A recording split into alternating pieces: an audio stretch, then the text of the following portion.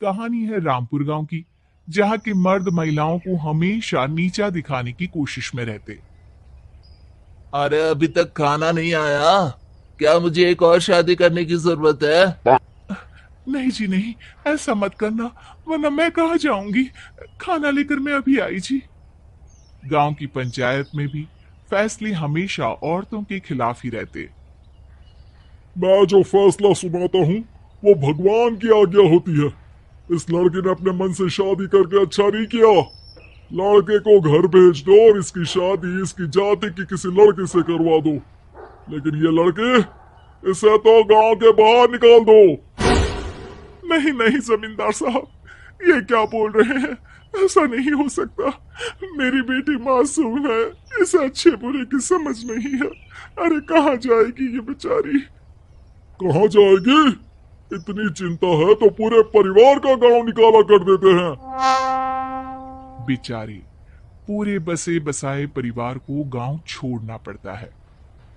चाहे जो हो, अगर बेटियों को कंट्रोल नहीं कर सकते तो गांव में रहने का कोई मतलब नहीं है। यहाँ औरतों को दब कर रहना होगा। कोई भी अपने हिसाब से कुछ नहीं कर सकता। सब ईश्वर की मर्जी से ही होगा। तभी गांव का एक आदमी दौड़ा दौड़ा आता है। सरपंच साहब, जमींदार साहब, वो कालिया है ना, उसकी बेटी पढ़ने के लिए शहर जा रही है। अच्छा, ये कब हो गया?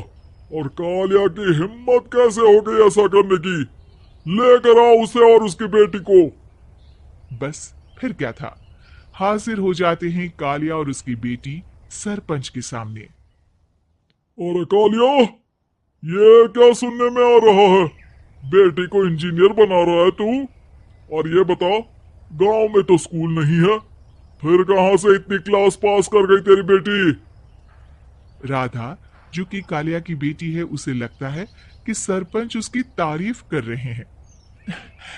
सरपंच जी, मैंने ऑनलाइन पढ़ाई की है, डिस्टेंस लर्निंग से। सभी में मैंने अच्छे नंबर पाए हैं, जिसे देखते हुए शहर की इंजीनियरिंग कॉलेज में मुझे स्कॉलरशिप मिली है। वाह जी वाह, क्या होती है ये? पहले तो ये बताओ, फिर आगे की बात करते हैं। पूरा गांव राधा की बात सुन रहा था और राधा बोलती जा रही थी। तो ऐसे मैं फ्री में एक अच्छी शिक्षा लेकर गांव में जो कुछ परेशानियां हैं, जैसे बिजली, पानी और इंटरनेट जैसी समस्याओं के लिए काम करूंगी। मैं गांव को शहर से जोड़ने के लिए पुल का निर्माण करवाने का प्रस्ताव रखूंगी। मुझे पूरी उम्मीद है कि जल्द ही हमारा गांव भी तरक्की की राह पर चल पड़ेगा। राधा की बात सुनकर सारे गांव वाले ताली बजाने लगते हैं। सरपंच को समझ नहीं आता कि वो क्या करे। चुप रह नादान लड़की। गांव के खिलाफ जाने के लिए तुझे गांव से बेदखल कर दिया जाएगा, वो भी पूरे परिवार के साथ। और हाँ, अगर ठीक से गांव में रहना चाहती है तो ये पढ़ाई लिखाई छोड़ दे। हम तेरे लिए गांव का कोई होनहार लड़का देखेंगे। तभी गांव का एक आदमी बोल पड़ता है। अरे नहीं नहीं सरपंच जी, राधा बिटिया जो बता रही है अगर वैसा हो जाए तो हम लोगों को पैसा कमाने के लिए बाहर नहीं जाना पड़ेगा। हाँ जी, और ना ही कोसों दूर पाने के लिए भटकना पड़ेगा। हमारे बच्चे भी अच्छी पढ़ाई कर सकेंगे और आगे बढ़ेंगे, ना कि हमारी तरह खेती करते बैठेंगे।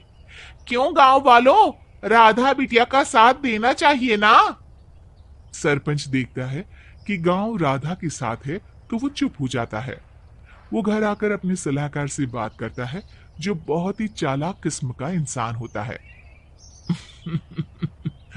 अरे सरपंच साहब, आपको बहुत ही होशियारी से काम लेना पड़ेगा। एक बार गांव तरक्की कर गया, यहाँ के बालक पढ़ लिए तो कोई ना पूछेगा आपको। और फिर ये जो बेटा और बेटी है ना आपके, इनको भी आम लोगों की तरह ही जीवन जीना होगा। हाँ, लेकिन करे तो क्या करे? वो ना आप मुझ पर छोड़ दीजिए, बस मैं जैसा बोलूं करते जाइए। अगले रोज सुबह जब गांव वाले सोकर उठते हैं, तो राधा के घर के बाहर और साथ ही वो लोग जिन्होंने राधा का सपोर्ट किया था, उनके घर के आगे लाल रंग से कल आऊंगी लिखा होता है। कल आऊंगी, यह क्या होता है? अरे यह तो खून से लिखा है, लगता है कोई भूत प्रेत या चुड़ैल का साया है। चलो सरपंच जी के पास चलते हैं। सभी सरपंच के पास जाकर उसे सारी बात बताते हैं। अरे ये तो बड़ी मुश्किल की बात है। चलो मैं एक बाबा को जानता हूँ, उन्हें बुला लेता हूँ। सरपंच बाबा को लेकर गांव के घर के बाहर जाता है। ओहो, तो ये वो चुड़ैल है जो उन लोगों को निशाना बनाते हैं जो गांव को बदलने का सपना देखते हैं। वो गांव को ऐसे ही संपन्न देखना चाहती है। वो नहीं चाहती कि कोई बाहरी यहाँ का कायाकल्प करे। क्या तुम लोगों में से किसी ने गांव को बदलने की सोच रखी है? तभी राधा की माँ रोते रोते आती है। मेरी राधा घर से गायब हो गई है। अरे कोई तो बचाओ, मेरी बच्ची कहाँ गई?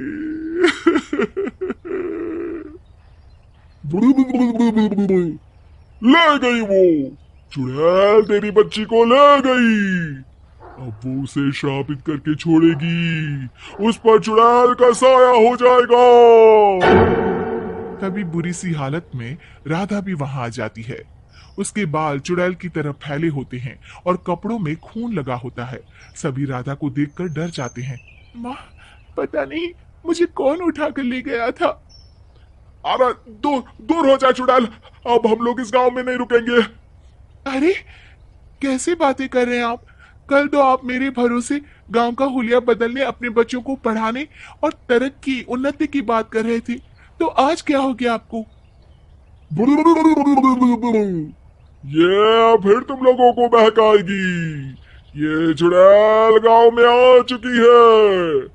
ऐसे ही ये तुम्हारे घर के बच्चों को भी ले जाएगी। गांव वाले राधा को गांव से बाहर निकाल देते हैं। उसके माँ बाप रोते रहते हैं, लेकिन गांव वाले नहीं मानते। मैं भी अपनी बहन के साथ गांव के बाहर रहूंगा, लेकिन वो पढ़ाई नहीं छोड़ेगी। वहीं सरपंच के घर पर सलाहकार कहता है। देखा, सांप भी मर गया और लाठी भी नहीं टूटी। लेकिन अगले ही दिन सरपंच के घर के बाहर भी वही शब्द लिखे होते हैं। और फिर सरपंच की बीवी कहती है, हमारी बेटी को किसी ने अगवा कर लिया है। तभी राधा का भाई वहां आ जाता है। अरे गांव वालों, मैंने सरपंच जी की बेटी को देखा था। वो चुड़ैल उसे उठाकर ले जा रही थी। अरे क्या मजाक कर रहे हो? नहीं नहीं सरपंच जी, आप नहीं जानते। वो चुड़ैल अब आपकी बेटी में आ जाएगी, जैसे राधा के अंदर आ गई थी। तभी सरपंच की बेटी वैसी ही हालत में वहां आती है जैसे राधा आई थी। पापा, पता नहीं कैसे मैं गायब हो गई थी। चुड़ैल, इसके अंदर भी चुड़ैल का साया है, मारो इसे। अरे नहीं नहीं, इसे भी राधा के पास गांव के बाहर ही भेज दो। अरे चुप रहो, मेरी बेटी कहीं नहीं जाएगी और चुड़ैल वुड़ैल कुछ नहीं होता है। अरे कैसे बात कर रहे हो सरपंच जी? आप तो बोल रहे थे कि आपका फैसला भगवान का ज्ञान होता है, तो अपने पर बात आई तो अब आप ऐसे बोल रहे हैं। अरे ना ना ना, आपको अपनी बेटी को त्यागना ही होगा। अरे बुलाओ बाबा को। राधा का भाई बाबा को ले आता है, जिसे अब गांव वालों के डर के कारण सच बोलना पड़ता है। मैं कोई बाबा नहीं हूँ, मैं तो मोची था। ये सलाहकार महोदय ने मुझे कहा था एक्टिंग करने को। वो मुझे पैसे देने वाले हैं। अब मुझे माफ कर दो। गलती हो गई, मुझे माफ कर दो। तभी वहां राधा आ जाती है। देखा सरपंच जी, जब गांव के बच्चे साक्षर होंगे तो आप जैसे लोगों की चालाकी नहीं चलेगी।